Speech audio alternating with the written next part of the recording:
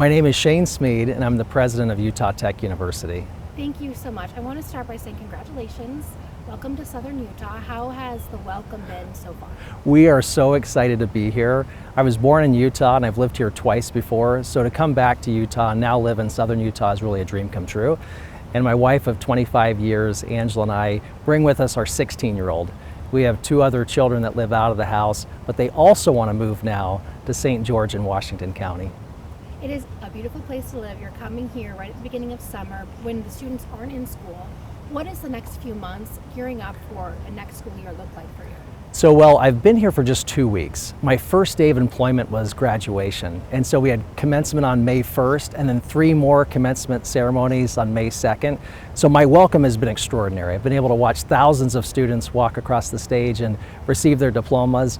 Now going forward, this summer it gives us a chance to really work closely with our community and our community partners. And so I've had a chance to meet with members of our residents and corporate partners, and that's really going to be a large part of my focus over the next couple months while the students are away, and also to work closely with our state legislature. Then in the fall, get the opportunity to jump back in with our amazing faculty and staff and students.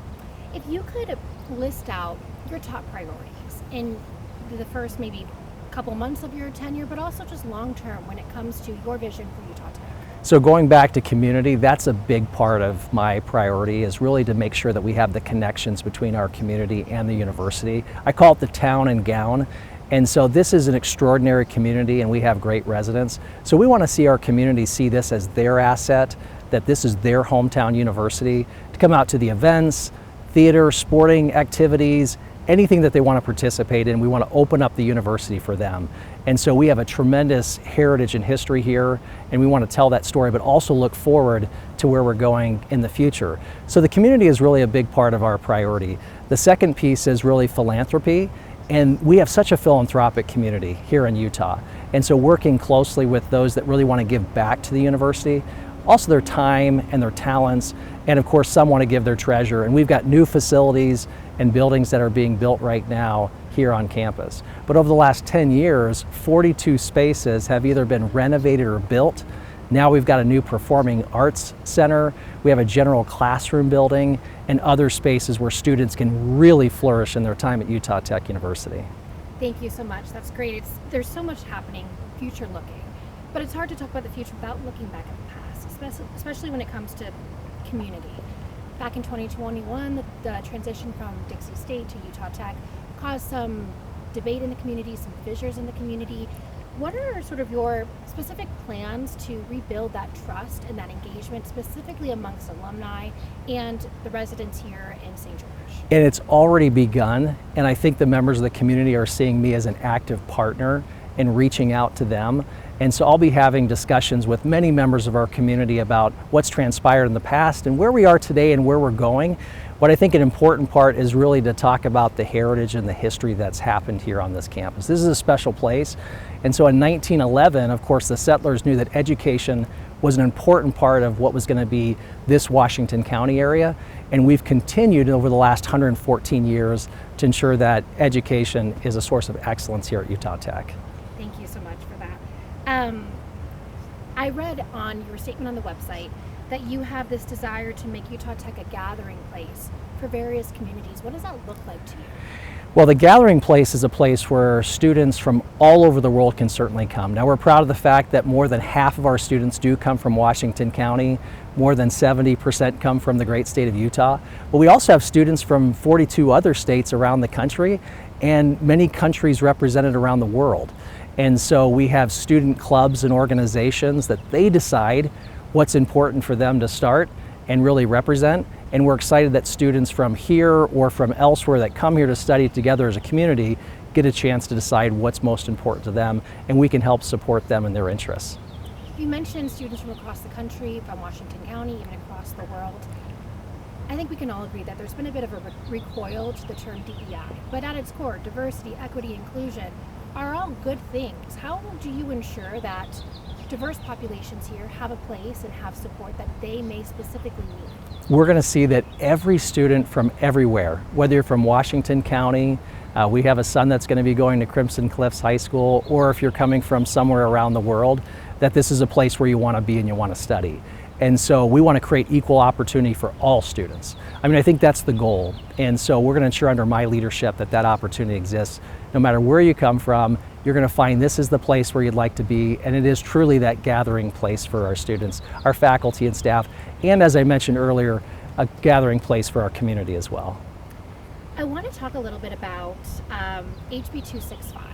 I know you just started May 1st.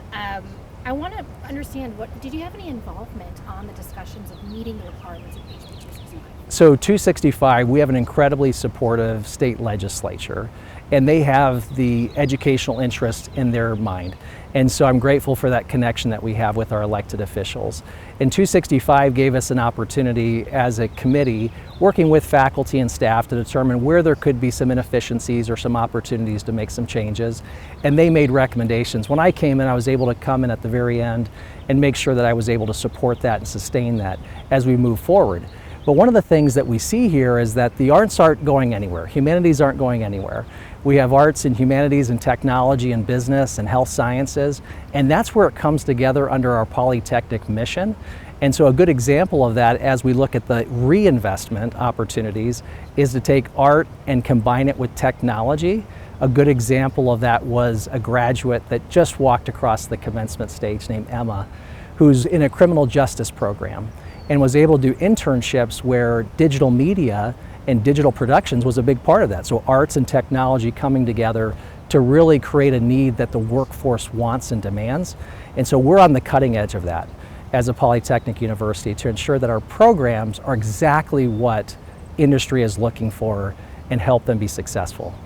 So it's not necessarily a de-emphasis on liberal arts, but it's a refocusing on how they're integrated into the curriculum, or how would you explain that? It's a big part of it, and arts is important at any university, and I hope every university would say that.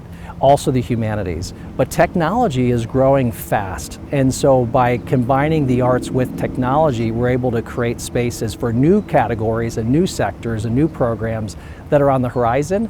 And I think the great thing about Utah Tech is we pivot quickly, and we're able to prepare our students with that practical applications, hands-on oriented education for what's in need out there in the workforce, and the companies are demanding it. Thank you for that. Let me just check here. You've answered many of my questions in that response regarding HB 265. Good. In terms of the existing student body who may have been in those majors or those minors that are being eliminated, what does the rest of their time here look like? So one of the opportunities that we have, of course, is helping to teach out. So universities that have programs that are going to be discontinued will teach out those programs, and we're always going to make sure that we do that with integrity. And at the same time, we're listening to our students. We're continuing to hear and receive feedback. And so the decision tree right now works closely with our legislature over the next several months. And so we'll continue to get feedback from our students and supply that as we move forward. So that plan is still ever changing as you kind of fine tune it into the next few months? It really is. And it's an exciting time because we can look at it as a reinvestment and where monies can go not only for today's programs, but what's going to be in need over the next 5 or 10 years, which really we need to start preparing for those programs even today. Thank you for bringing up reinvestment, because I want to talk a little bit about your attraction of talent when it comes to professors. How are you ensuring that you're offering a competitive space for these top educators to come here, to move to Southern Utah, and what may be considered a smaller university in our state? So I'm smiling because I've had tremendous opportunities to meet with our faculty already, our faculty senate, our faculty leadership, and just faculty at large. We have tremendous faculty here, and they're drawn to this area. They're drawn to the community. So I want to go back to Washington County and St. George and this entire community. They want to be part of that. And so I think we've attracted the best and the brightest faculty from all around the world that are coming here. And as part of our reinvestment plan, we're actually adding around a dozen additional faculty members too. So we're investing in our faculty, the ones that are currently here in their development, but also we're adding new faculty to the university as well for our students' interests. I want to ask about the graduate program. I know there's been across the country discussion of graduate programs shrinking. Is that something you've seen here at Utah Tech, and how do you combat that? So we're actually growing our graduate programs. Over the last 5 years, more than 200% increases in our graduate programs. We started out, of course, with associate's degrees and bachelor's degrees, and now 15 graduate programs, a doctoral program, and we're only going to continue to invest in graduate programming. And we see that as a big opportunity for this market. We, of course, bring on programs that are going to be in demand for Southern Utah and throughout the great state of Utah. And certainly graduate programming is one of those areas. So look forward to seeing that. And then when it comes to engaging the student body here, I know right now it's quiet. We'll get into the new year in the fall. How do you approach building connections with the students and being approachable as a president? So I think one of my talents, if I may, is just to share that I have an open door policy. And so one of the things students are going to see with me is that I'm very approachable, that they can find me easily here in the administration building. I'll be at all of the events, all of the activities. Of course, we're excited to make this our community. So they're going to not only see it in my words, but they're going to see it in my actions. And so I think me just being present, being involved, stopping by the classrooms, stopping by performances, athletic venues and games, and I'd be remiss if I didn't take this opportunity to invite the community to come back and see, come back and watch games, come back and support the arts, come back and support our students in health sciences or technology. And so we really want to not only invite me and my family into this university, but also invite all of the members of the community to come back and support their students, their hometown university, Utah Tech University. Is there anything new or exciting on the horizon for the next school year in terms of events or ways to meet you, spend time with you that we should be aware of? So coming up, of course, our big July 4th event. So if you'd come out to the stadium and participate in that, it's going to be a huge event. It'll probably only be about 110 degrees, but other than that, you're going to find it to be a great place. There's going to be live music, events and activities. Come watch our football and support the Trailblazers or any of other team sports. We have, of course, the new Performing Arts Center, general classroom building. So there's great spaces now to come and tour. And if members of our community would like to come and see those spaces, please contact me and we'll make sure that you get a chance to make this feel like it's your university, which it is. Thank you so much. I guess my final question would be, where do you see Utah Tech fitting into Utah's education system as a whole? What do you want Utah Tech to represent in our state? So I mean this so sincerely. I think Utah State has the greatest system universities in the entire country. I think they work complementary with each other. And we fill a need in a space here in southern Utah that may be different in northern Utah. And so our polytechnic mission really here complements the system of Utah. And so students who really want a practical, applications-oriented, hands-on education, learn the theory, but also be able to apply it, to get involved with internships, and then be career ready, this is the university for you. Thank you so much.